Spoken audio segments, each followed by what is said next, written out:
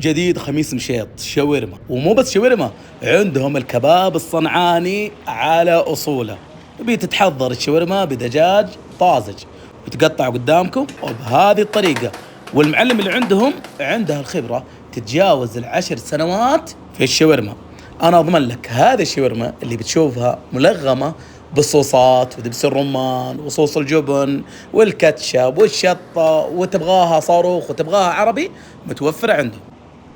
وهذا الكباب الصنعاني، النفر 6 قطع. ها،